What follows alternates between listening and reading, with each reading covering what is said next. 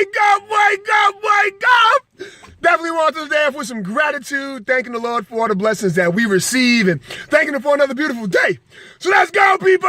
It's Futuristic Friday, and I'm so fired up, man. You know, when I was a child, I used to love the cartoon, the Jetsons. And, you know, a lot of the Jetsons was, the future of imagination and how we would travel and how we would do things and household chores and all that cool stuff. And I always laughed at George, because, the things that he would get himself involved in was just amazing. But, how many of you remember that show? And I may be dating myself, and that's cool, right? That's cool because age is beautiful. You learn and the knowledge and the things that you grow upon. But I bring that up because, what is in your imagination? What things do you see or foresee for your family, for your future, in the next 5 years? We're not talking 20 years. We're not talking about 30 years. You're not talking about 50 years. I'm saying 5 years. In the next 3 to 5 years, what does your life look like? Are you imagining what that looks like? Because here's the thing.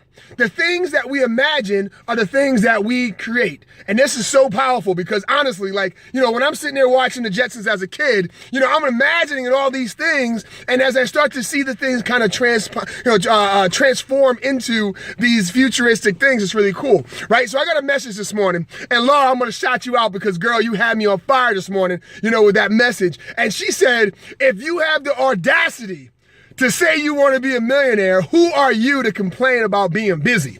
Woo! Let me say that again. If you have the audacity to call yourself a millionaire in your future, then you have no right to complain of being busy. Listen, if you have a success, and whether or not it's, money success, health success, whatever it may be, if you have that mindset of being, completely successful with that, right? We don't have the right to complain. We don't have the right to complain, right? All we have the right to do is take action, right? So I want you to use your imagination today. I want you to think of your future in the next 3 to 5 years. What does it look like? Right? And if you haven't thought about it, now's the time, right? It's not too late to think about what it is that you want now in the future, right? And how does it look next year? I mean, shoot, you can start looking at the future and calling it, what does it look like in August, right? So listen, we have to really start to wrap our head around the responsibility of using our imagination and thinking ahead.